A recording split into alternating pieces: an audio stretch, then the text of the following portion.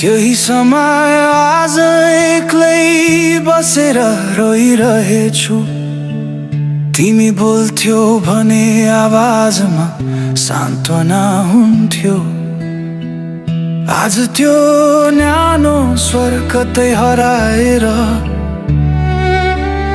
स्मृतिको गहिराईमा मात्र गुन्जिरहेछ।